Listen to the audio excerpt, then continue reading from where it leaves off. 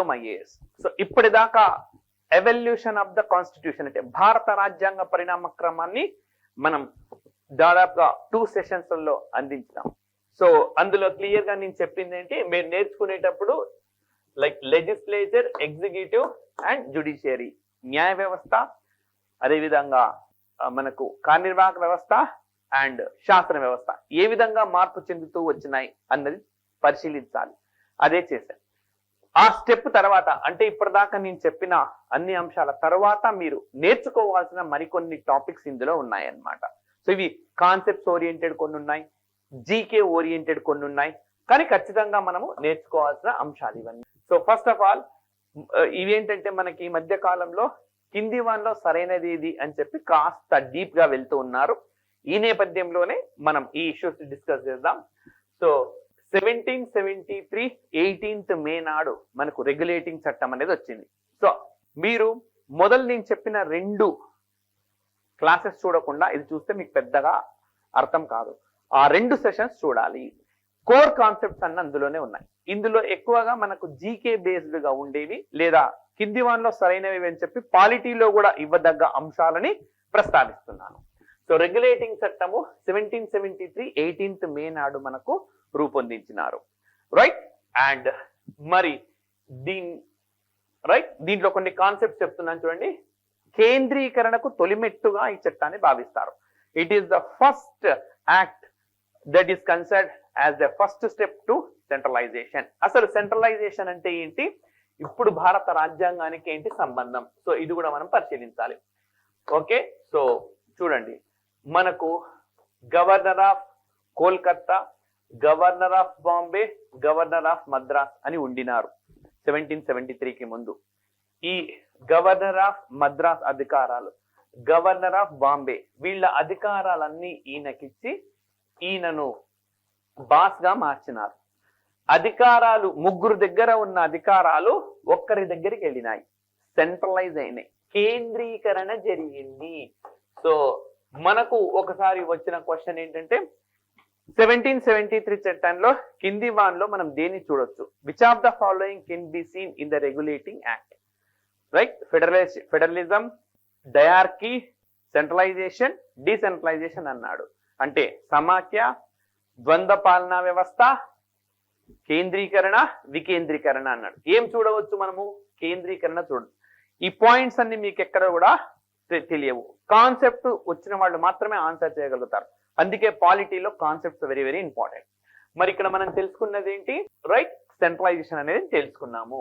మరి ఇప్పుడు నేను మీకేం చెప్పినాను, మొట్టమొదటిసారిగా కేంద్రీకరణ జరిగింది. అధికారాలను ఎవరికి వెళ్ళాయి, గవర్నర్ జనరల్ ఆఫ్ బెంగాల్కి వెళ్ళాయి.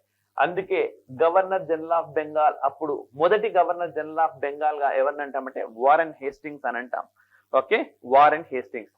సో అప్పటి వరకు గవర్నర్ జనరల్ ఆఫ్ కలకత్తా ఉండినాడనమాట. మొట్టమొదటి governor general of Calcutta drakes అని ఉండే. రైట్. సో ఆ డ్రేక్స్ తర్వాత చాలా మంది వచ్చినారు.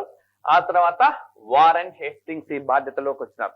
మొట్టమొదటి గవర్నర్ జనరల్ ఆఫ్ బెంగాల్ గా పనిచేసిన వ్యక్తి ఎవరంటే వారెన్ హేస్టింగ్స్. రైట్. సో మరి ఏం చెప్పినా నేను మీకు ఇప్పుడు రాష్ట్రపతితో సమానం అనుకోండి. ఈయనకు సహాయం చేయడం కోసం మనకు నలుగురితో కూడిన ఒక ఎగ్జిక్యూటివ్ కౌన్సిల్ అంటే పాలనా మండలి అనేది ఉన్నది. రైట్. కార్యనిర్వాహక మండలి అని చెప్పొచ్చు. కార్యనిర్వాహక మండలి ఎవరా నలుగురు అంటే క్లావెరింగ్, బార్వెల్, ఫిలిప్ ఫ్రాన్సిస్ మ్యాన్సన్ అని చెప్పి. Right. క్లావెరింగ్, Barwell, Philip Francis mansion. మనకు తెలంగాణలో గ్రూప్ 1లో, అదేవిధంగా తెలంగాణలో గ్రూప్ 2లో మొదటి పేపర్, గ్రూప్ 1 అయితే ప్రిలిమ్స్ లో మనకు అయిపోయింది అనుకోండి, బట్ చెప్తున్నా జనరల్ స్టడీస్ దగ్గర ఉన్న దగ్గర ఇట్లాంటివి ఇస్తూ ఉంటారు. అదేవిధంగా తెలంగాణలో గ్రూప్ 2లో కూడా స్టార్టింగ్ లో ఉంటుంది జనరల్ స్టడీస్. సో అండ్ పైగా 2 తెలుగు రాష్ట్రాల్లో పాలిటీకి ఎక్కువ మార్కులకు ఉన్నాయి. ఎక్కువ మార్కులు ఉన్న చోట ఇంత డెప్త్ గా కూడా మనకు వెళ్తాడనమాట. సో మనకు రెగ్యులేటింగ్ చట్టంలో ఏమేమి గుర్తుపెట్టుకోవాలి, ఇది కేంద్రీకరణ చట్టము, కార్యనిర్వాహక అధ్యక్షుడిగా వారెన్ హేస్టింగ్స్, ఆయనే governor general of Bengal and members వీళ్ళు అని చెప్పి చెప్పుకోవాలి. అదేవిధంగా ఈ 1773 రెగ్యులేటింగ్ చట్టం ప్రకారమే మనము ఒక సుప్రీం కోర్టుని కూడా ఏర్పాటు చేస్తామని చెప్పినాం కదా. సో మరి ఈసారి ఆ సుప్రీం కోర్టుకి మొట్టమొదటి జడ్జిగా ఎలిజా ఇంఫే నియామకమైనారు, సర్ ఎలిజా ఇంఫే. మరి అదర్ జడ్జెస్ గాన చూస్తే లెమియస్టర్, హైడ్, చాంబర్లిన్. లెమియస్టర్, హైడ్, చాంబర్లిన్ వీళ్ళు ముగ్గురు కూడా ఇతర జడ్జెస్ గా ఉన్నారు. సో ఈ విధంగా మనకు చాలా ముఖ్యమైన పాయింట్ ఇది. Lemaistre, Hyde and Chamberlain. Chief justice అంటే సర్ ఎలిజా ఇంఫే అని చెప్పుకోవాలి. సో ఇది మనకు రెగ్యులేటింగ్ చట్టంలో ఇంతకుముందు మనం నేర్చుకున్న శాసన, కార్యనిర్వాహక, న్యాయ వ్యవస్థల కాన్సెప్ట్. ఆ కాన్సెప్ట్ తర్వాత ఈ ఫ్యాక్ట్స్ అండ్ ఫిగర్స్ అనేవి మీరు గుర్తుపెట్టుకోండి. రైట్. మరి నెక్స్ట్ వచ్చేసి మీకేం చెప్పినాను, మనకు రెగ్యులేటింగ్ చట్టాలు ప్రతి 20 years ఒకసారి వస్తాయి. నెక్స్ట్ రెగ్యులేటింగ్ చట్టం 1793లో వస్తుంది. కానీ మధ్యలో మనకు 2 సవరణ చట్టాలు ఉన్నాయి. ఒకటి 1781లో మనకు సవరణ చేశారు, రెగ్యులేటింగ్ చట్టాన్ని స్వల్పంగా సవరించారు. 1784లో కూడా పిట్స్ ఇండియా ద్వారా స్వల్పంగా సవరించినారు. మరి 1781లో వచ్చిన స్వల్ప సవరణ చట్టము సో ఏంటనంటే గవర్నర్ జనరల్ అండ్ కౌన్సిల్ వాళ్ళందరినీ కూడా న్యాయ పరిధి నుంచి తప్పించారు. అంటే వాళ్ళ విధుల్లో భాగంగా వాళ్ళు ఏ కోర్టుకు జవాబుదారీ కాదు. సో ఆ అంశం అనేది ఉన్నది. ఇప్పుడు దీన్ని కూడా మీరు సరిపోల్చుకోండి.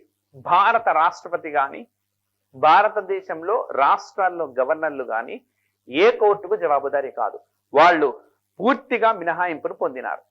సో మరి ఇక్కడ మనం 2 ఆర్టికల్స్ గుర్తుపెట్టుకోవాలి. ఎప్పుడు కానీ మీరు ఎవల్యూషన్ ఆఫ్ ద కాన్స్టిట్యూషన్ చదువుతున్నప్పుడు ప్రస్తుత రాజ్యాంగంలో ఏ ఆర్టికల్స్ ప్రస్తావన ఉన్నది అని చదువుకోవాలి.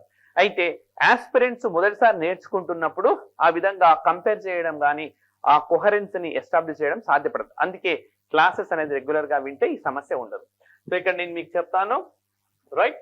సో ఆర్టికల్ 14 మనకి ఏం చెప్తుంది అని అంటే equality before law, equal protection of law. చట్టం ముందు సమానత్వం, చట్టం నుంచి సమాన రక్షణ అని చెప్తాం. చట్టం ముందు సమానత్వం, చట్టం నుంచి సమాన రక్షణ అంటే ఎవరు తప్పు చేసినా సరే వాళ్ళందరికీ అదే శిక్ష పడుతుంది. అంతేగాని ఈ వర్గాని వాళ్లకు శిక్ష ఉంటుంది అట్లా ఉండదు. వర్గం ఆధారంగా, ఏజ్ ఆధారంగా, ఏజ్ అని కాదు, వర్గం ఆధారంగా కానీ లింగం ఆధారంగా కానీ తప్పు చేసిన వాళ్లకు రక్షణ అనేది ఉండదు. అయితే ఇది ఆర్టికల్ 14 చెప్తుంది. కానీ 361లో మినహాయింపు ఉంటుంది. ఎవరికి అనంటే భారత రాష్ట్రపతికి అండ్ ఏ రాష్ట్రానికి సంబంధించిన గవర్నర్ అయినా సరే మినహాయింపు ఉంటుంది. సో ఇప్పుడు 1781 చట్టంతో పోల్చుకోవచ్చు కదా, మినహాయింపు సేమ్ అదే అన్నమాట. మనం ఎవల్యూషన్ అనేది రాసినప్పుడు లేదా కరెంట్ ఇష్యూస్ రాస్తున్నప్పుడు మనం దీన్ని ప్రస్తావిస్తే ఖచ్చితంగా మీకు ½ మార్క్ ఎక్కువగా పెరుగుతుంది. ఎక్కడో చెప్తాను. రీసెంట్ గా మనకు వెస్ట్ బెంగాల్ గవర్నర్ పైన ఆరోపణ వచ్చింది. 1 నెల రోజులే అయింది, మరీ పాతది చెప్పడంలా నేను, జస్ట్ 1 నెల రోజులు అయిందంటే. ఆయన పైన లైంగికంగా వేధించారని చెప్పి ఆరోపణ. ఆయన పైన కేసు నమోదు చేయలేదు. సో ఈ నేపథ్యంలో మనకు పాలిటీలో ఏం రావచ్చు, భారత రాజ్యాంగంలోని ఆర్టికల్ 14 ప్రకారము చట్టం ముందు సమానం, చట్టం సమాన రక్షణ, ఎవరికి మినహాయింపు ఉన్నది అని చెప్పి అడగవచ్చు. అప్పుడు మనం రాయాలి ఆర్టికల్ 14 ప్రకారము అందరూ సమానమే.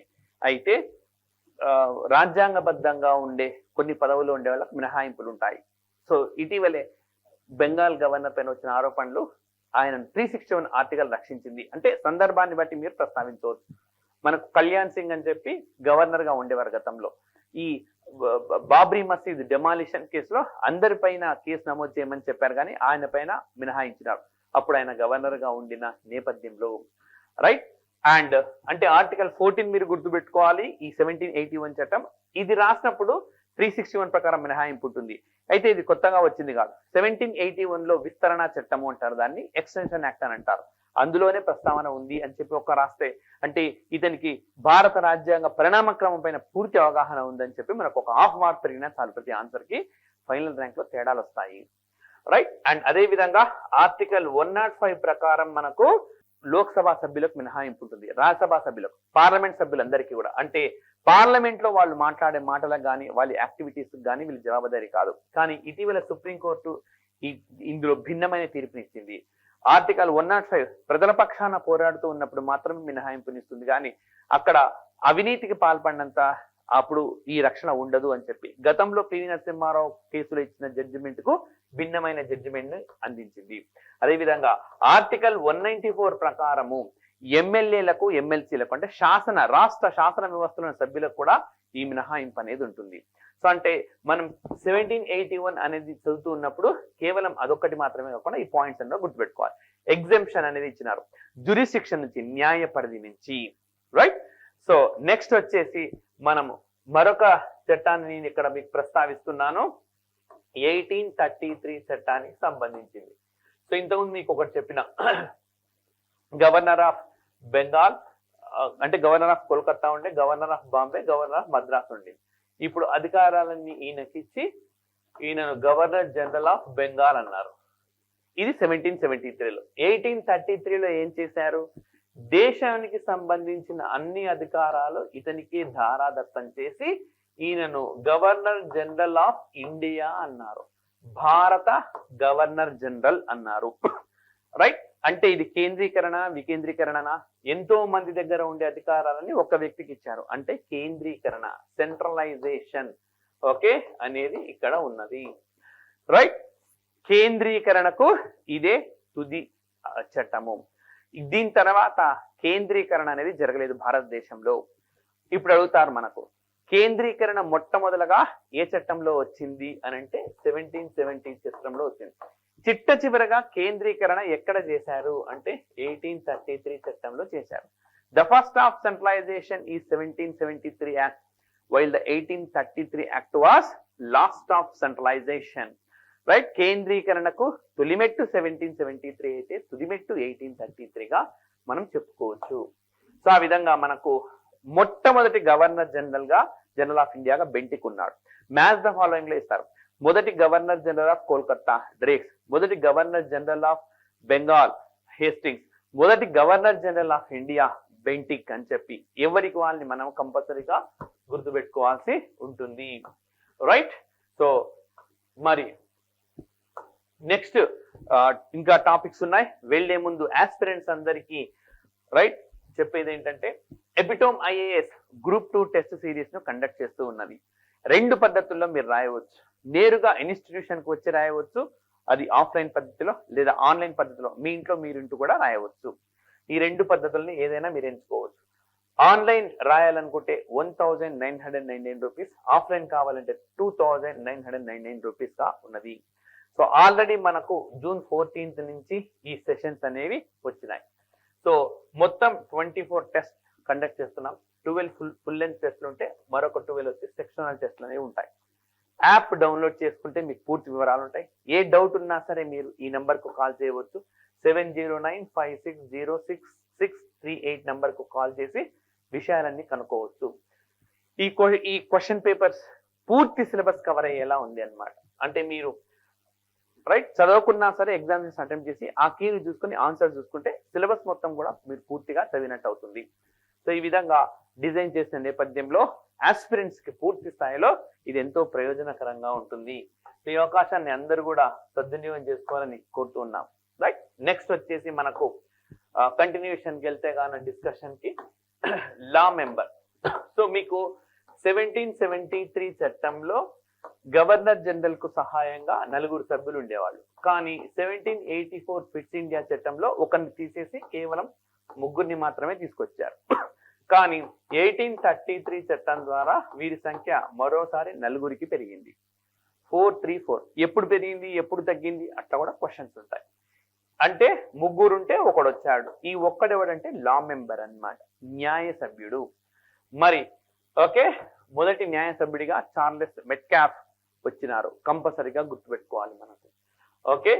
అండ్ అదేవిధంగా లా కమిషన్ కు సంబంధించి మనకు ఇదే తర్వాత మనకు స్వాతంత్రం వచ్చిన తర్వాత మనకు రైట్ లా కమిషన్ గా కొనసాగుతున్నది. అయితే ఇప్పటి వరకు 2 లా కమిషన్లకు చైర్మన్ గా పనిచేసింది జేఎల్ కపూర్ అండ్ గజేంద్ర గడ్కరీ, ఇద్దరు పనిచేశారు. రైట్. ఇది చార్లెస్ మెట్కాఫ్ కాదు, బై మిస్టేక్ ఇచ్చారు ఇక్కడ. సో మెకాలైన్, ఓకే మెకాలైన్ చెప్పున్నది. సో సవరించుకోండి, బుక్ కూడా స్టాండర్డ్ బుక్ చెక్ చేసుకోండి, ప్రాబ్లం లేదు. సో లా కమిషన్ సంబంధించి 2 చైర్మన్లు, ఒకరు జేఎల్ కపూర్, మరొకరు గజేంద్ర గడ్కరీ. ఈ ఇద్దరు కూడా ఇప్పటి వరకు 2 సార్లు లా కమిషన్ కు నేతృత్వం వహించినారు. రైట్. సో అండ్ నెక్స్ట్ మనకు మోస్ట్ ఇంపార్టెంట్ ఓకే అంశం ఉన్నది, భారతదేశంలో సివిల్ సర్వీసెస్ ఈ రోజు కొత్తగా వచ్చినవి కాదు, బ్రిటిష్ పాలనా కాలంలోనే అంకురార్పణ జరిగింది. మరి సివిల్ సర్వీస్ ఎగ్జామినేషన్ సంబంధించి 1854లో మనకు ఒక కమిటీ కూడా ఏర్పాటైంది. రైట్. సో భారతదేశం నుంచి మొట్టమొదటిసారిగా సివిల్ సర్వెంట్ అధికారిగా సత్యేంద్రనాథ్ ఠాగూర్, ఆయన ఠాగూర్ ఫ్యామిలీకి సంబంధించిన వారు. ఆ తర్వాత చాలా మంది ఆర్సి దత్ అని, సుభాష్ చంద్రబోస్ అని చెప్పి చాలా మంది కూడా ఎంపికయ్యారు. సో ఎప్పుడు అంతకు ముందు నుంచే ఉన్నది, బట్ ఏజ్ అదర్ ఇష్యూస్ కు సంబంధించి నియమించిన కమిటీ ఇది. చాలా ఇంపార్టెంట్. అండ్ సో ఈ పాయింట్ ని మీకు గత సెషన్ లో కవర్ చేసినారు. 1858 యాక్ట్ ను గుడ్ గవర్నెన్స్ యాక్ట్ అంటారు, తెలుగులో దీన్ని సుపరిపాలనా చట్టం అంటారు. ఇక్కడ ఇంకొకటి ఏంటంటే క్వీన్ విక్టోరియా ఈ చట్టాన్ని మ్యాగ్నా కార్టా అని ప్రకటించింది. మ్యాగ్నా కార్టా అనంటే గొప్ప ప్రకటన, గ్రేట్ డిక్లరేషన్ అనర్థం అన్నమాట. సో మరి ఇందులో ఏమని చెప్పినారంటే ఇక నుంచి సంస్థానాలను మేము విలీనం చేసుకోము అని హామీ ఇచ్చారు. సో దాదాపుగా నిలబెట్టుకున్నారని చెప్పుకోవచ్చు. అంటే ఏంటి, దీనికి ముందే సంస్థానాలను ఆక్రమించుకున్నారు. ప్రిన్సిలీ స్టేట్స్ అంటాం కదా ఇంగ్లీష్ లో. మీరు బ్రిటిష్ భారతదేశాన్ని ఏ విధంగా ఆక్యుపై చేస్తుంది అని అంటే కొన్ని ఒప్పందాల ద్వారా అది ఆక్రమించుకుంది. ఫర్ ఎగ్జాంపుల్ మన డాక్ట్రైన్ ఆఫ్ ల్యాప్స్ అని అంటాం, సవరణ మనకు డాక్ట్రైన్ ఆఫ్ ల్యాప్స్ అని రాజ్య సంక్రమణ సిద్ధాంతం అంటాం. దాని ప్రకారం కొన్నింటిని క్యాప్చర్ చేసుకుంది. అవధ్ కానీ అవధ్ అంటే అది లైక్ సుపరిపాలన లేదని చెప్పి, మాల్ అడ్మినిస్ట్రేషన్ అంటే పరిపాలన గాడి తప్పిందని ఆక్రమించుకుంది. కానీ కొన్ని సంస్థానాలను లైక్ ఝాన్సీ కానీ ఇలాంటి రాజ్య సంస్థానాలను రాజ్య సంక్రమణ సిద్ధాంతం ద్వారా ఆక్రమించుకుంది. కొన్నింటినేమో యుద్ధాల ద్వారా లైక్ మనకు బాంబేని కానీ అదేవిధంగా మైసూర్ సంస్థానాలను కానీ యుద్ధాల ద్వారా వాటిని ఆక్రమించుకుంది. సింధు ప్రాంతాన్ని కానీ పంజాబ్ ప్రాంతాన్ని కానీ యుద్ధాల ద్వారా. ఇక్కడి నుంచి యుద్ధం ద్వారా కానీ విధానాల ద్వారా కానీ సంస్థానాలను ఇంకా ఆక్రమించుకోము అని చెప్పి ప్రకటించింది అనమాట. ఈ మ్యాగ్నా కార్టాలో భాగంగా ఉంటుంది. సో చాలా important. And next 1919 act. So Montagu Chelmsford reforms అని చెప్పి మనం చెప్పుకున్న సంగతి తెలిసిందే. మరి ఇక్కడే సమాఖ్యకు కాస్త అంకురార్పణ లేదా బీజం అనేది పడింది. సమాఖ్య అంటే ఫెడరల్ అన్నమాట. కేంద్ర జాబితాలో 48 ఇష్యూస్, రాష్ట్ర జాబితాలో 50 ఇష్యూస్ ఉన్నాయన్నమాట ఇందులో. సో కేంద్ర జాబితాలో 48 అండ్ రాష్ట్ర జాబితాలో 50 అంశాలు. అంటే ఈ 48 అంశాల పైన కేంద్రమే చట్టం చేసుకుంటుంది, రాష్ట్రాలకు హక్కులు ఉండవు. ఈ 50 అంశాల పైన రాష్ట్రాలే చట్టం చేసుకుంటాయి, కేంద్రానికి ఎలాంటి హక్కులు ఉండవు. ఇప్పుడు కూడా ఉన్నది మనకి ఇది రాజ్యాంగంలో 7వ షెడ్యూల్లో కనపడుతుంది. రాజ్యాంగంలో ఆర్టికల్ 246 లో కూడా ఇది మనకు కనపడుతుంది. రైట్. సో అదేవిధంగా మొన్న క్లాస్ లో నేను 1909 చట్టం గురించి చెప్పినాను. 1909 చట్టం, దీన్ని మింటో మార్లే రిఫార్మ్స్ అంటారు. భారతదేశంలో మొట్టమొదటిసారిగా కమ్యూనల్ ఎలక్టోరేట్, మత ప్రాతిపదికన నియోజకవర్గాలను ఇంట్రడ్యూస్ చేసింది. సో ఇది 1919 చట్టం ద్వారా సిక్కులకు, ఆంగ్లో ఇండియన్లకు వారికి కూడా కల్పించింది అన్నమాట. మరి ఇదే 1919 చట్టంలో ఆడిటర్ జనరల్ పోస్ట్ కూడా క్రియేట్ అయింది. తర్వాత కాలంలో ఇది కాగా ఏర్పాటైంది. ఆర్టికల్ 148 భారత రాజ్యాంగంలో ఆర్టికల్ 148 ప్రకారం మనకి ఇప్పుడు కంట్రోలర్ అండ్ ఆడిటర్ జనరల్ ఉంటారు. రైట్. అండ్ నెక్స్ట్ వచ్చేసి ఈ 1919 చట్టం అనేది అమలు మాత్రం 1921 నుంచి అమలవుతూ వచ్చింది. మరి 1921 నుంచి అమలవుతూ వచ్చిన ఈ చట్టంలో రైట్ సమీక్షిస్తామని అంటే 1999 ప్రామిస్ చేశారు, 10 సంవత్సరాల తర్వాత సమీక్షిస్తాము అని. ఈ సమీక్షకు గాను సైమన్ కమిషన్ అనే కమిషన్ ప్రవేశపెట్టారు. బట్ ఇందులో భారతీయులు ఎవరు లేకపోవడంతో ఐఎన్సి దీన్ని బహిష్కరించింది. మరి ఈ సైమన్ కమిషన్ లైక్ ద్వంద్వ ప్రభుత్వాన్ని వ్యతిరేకించింది. ద్వంద్వ ప్రభుత్వం అంటే మీకు 1919 చెప్పినప్పుడు చెప్పినాను చట్టం గత సెషన్ లో. రాష్ట్ర స్థాయిలో సబ్జెక్ట్స్ ను ట్రాన్స్ఫర్, రిజర్వ్డ్ అని విభజించారు. ట్రాన్స్ఫర్ అంటే మనకు బదిలీ చేసి మనకి ఇస్తారు, రిజర్వ్ అంటే వాళ్ళు మాత్రమే అట్టి పెట్టుకుంటారు. సో ఆ విభజన ఏదైతే ఉందో దాన్ని వ్యతిరేకించారు. అదేవిధంగా డొమినియన్ స్టేటస్ అంటే దాదాపుగా స్వయం పరిపాలన అనేది ఉంటుంది అనమాట. అధినివేశ ప్రతిపత్తి అంటారు తెలుగులో. అంటే బ్రిటిష్ హెడ్ ఉంటారు, మన పాలన మనకి కొనసాగుతూ ఉంటుంది. ఆ విధంగా డొమినియన్ స్టేటస్ ను కూడా ఒకప్పుడు కాంగ్రెస్ డిమాండ్ చేసింది. కానీ తర్వాత కాలంలో కాంగ్రెస్ లో మార్పు వచ్చి ఫుల్ ఇండిపెండెన్స్, పూర్ణ స్వరాజ్యం కావాలి అని చెప్పి కూడా డిమాండ్ చేసింది. రైట్. అండ్ చాలా ఇంపార్టెంట్ పాయింట్ చెప్తున్నాను, చాలా మంది ఆస్పిరెంట్స్ చేయరు ఈ ఆన్సర్. భాషా ప్రాతిపదికన రాష్ట్రాల ఏర్పాటుకు మద్దతు ఇచ్చింది. రైట్. సో చాలా ఇంపార్టెంట్. రెండు తెలుగు రాష్ట్రాలకు కూడా భాషా ప్రాతిపదికన రాష్ట్రాన్ని ఏర్పడతారు. అంటే ఒక భాష మాట్లాడే వాళ్ళకి వాళ్ళు ఒక రాష్ట్రంలో ఉండాలి అని చెప్పి. రైట్. సో దీనిపైన డాక్టర్ బిఆర్ అంబేద్కర్ గారి థాట్స్ ఇవన్నీ కూడా మనకు రెండు తెలుగు రాష్ట్రాల ఆస్పిరెంట్స్ కు సిలబస్ లో ఉన్నాయి. సో చూడండి, మరి భారతదేశంలో భాషా ప్రాతిపదికన ఏర్పడిన మొదటి రాష్ట్రం ఏది అంటే ఒరిస్సా. కానీ చాలా మంది ఆస్పిరెంట్స్ ఇది ఆంధ్ర అని ఆన్సర్ చేస్తారు. అది తప్ప అంటే కాదు, కరెక్టే. స్వాతంత్రం వచ్చిన తర్వాత అది కరెక్ట్. బట్ క్వశ్చన్ ని మనం జాగ్రత్తగా చూడాలి. సో మామూలుగా ఏం మెన్షన్ చేయకపోతే ఆంధ్రప్రదేశ్ అనే పెట్టాలి, ఎందుకంటే స్వాతంత్రం వచ్చిన తర్వాత అదే మొదటిది. కానీ మొట్టమొదటిది కూడా మనము మెన్షన్ చేశారనుకోండి, స్వాతంత్రానికి ముందే భాషా ప్రాతిపదికన ఏర్పడిన తొలి రాష్ట్రం ఏది అని అంటే ఒరిస్సా. ఇక్కడ ఇంకోటి కూడా చెప్తున్నాను, సింధు కూడా ఏర్పాటైంది. సింధు కూడా ఒక ప్రత్యేక రాష్ట్రంగా భాషా ప్రాతిపదికనే ఏర్పాటైంది. మరి ఎందుకు అది నేను చెప్పడం లేదంటే, సింధ్ అనేది పాకిస్తాన్ లో భాగంగా ఉంది ప్రస్తుతం, మన దగ్గర కాదు. రైట్. సో మరి స్వాతంత్రం వచ్చిన తర్వాత భాషా ప్రాతిపదికన ఏర్పాటైన తొలి రాష్ట్రం ఏదంటే ఆంధ్ర రాష్ట్రము. మద్రాస్ నుంచి వేరు చేసి ఆ రాష్ట్రాన్ని, తెలుగు వాళ్ళందరినీ ఒక రాష్ట్రంగా మార్చారు. అయితే తెలుగు మాట్లాడే వాళ్ళందరినీ కూడా ఒక రాష్ట్రంగా ఏర్పాటు చేయాలి అని చెప్పి ఆంధ్రాలో పెద్ద ఉద్యమం రావడము. అయితే హైదరాబాద్ రాష్ట్రం కదా, నిజాం రాష్ట్రం అంటే వీళ్ళందరినీ పెద్ద మనిషి ఒప్పందం ద్వారా, జెంటిల్మెన్ అగ్రిమెంట్ ద్వారా ఒప్పించి ఒక రాష్ట్రంగా మార్చారు. సరే, ఓకే. ఆ తర్వాత అనేక ఉద్యమాల ఫలితంగా ప్రత్యేక రాష్ట్రంగా మనకు 2014 జూన్ 2న తెలంగాణ ఆవిర్భవించింది. రైట్. సో ఇప్పుడు తెలుగు మాట్లాడే వాళ్ళకు మనకు రెండు రాష్ట్రాలు అయితే ఉన్నాయి. సో ఈ పాయింట్స్ కంపల్సరీ గుర్తుపెట్టుకోండి. అంటే మనం పాలిటిక్స్ సంబంధించిన సైమన్ కమిషన్ లో, హిస్టరీలో మీకు చాలా పెద్ద టాపిక్. సైమన్ కమిషన్ ను వ్యతిరేకిస్తున్న సందర్భంలో లాఠీ చార్జ్ జరగడం, లాలా లజపతి రాయ్ కూడా పెద్ద ఎత్తున గాయాలు కావడం, మనమందరం అనుకునే ఆంధ్రకేసరి టంగుటూరి ప్రకాశం పంతులు వీరోచితంగా ఆయన మద్రాసులో పోరాడడం, ఇవన్నీ కూడా చరిత్రలో ఉంటాయి. పాలిటిక్ రిలవెన్స్ గా ఉండే మనం చూస్తాం. రాష్ట్రాల ఏర్పాటు ఇవన్నీ కూడా మనకి ఎక్కడ ఉంటాయి, మనకు పాలిటీలో ఉంటాయి. ఆర్టికల్ 3లో ఈ ప్రస్తావన ఉంటుంది మనకు. మరి 1935 చట్టం, బ్రిటిష్ వాళ్ళు భారతదేశంలో ఎన్నో చట్టాలు చేశారు. అన్ని చట్టాలు నేను మీకు ఎక్స్ప్లెయిన్ చేసిన. అన్నిటికంటే అతిపెద్ద చట్టము ఈ 1935 చట్టం. 321 సెక్షన్స్ ఉన్నాయి. ఇందులో దాదాపుగా 240+ సెక్షన్స్ ప్రస్తుతం మన భారత రాజ్యాంగంలో కనిపిస్తున్నాయి. అంటే మన భారత రాజ్యాంగానికి అతిపెద్ద source, largest source to the present constitution of India ఏది అని అంటే 1935 చట్టమే. రైట్. మరి ఈ 1935 చట్టంలో కేంద్ర జాబితాలో 59 అంశాలు, రాష్ట్ర జాబితాలో 54 అంశాలు, ఉమ్మడి జాబితాలో 36 అంశాలు అనేవి ఉంటాయి. రైట్.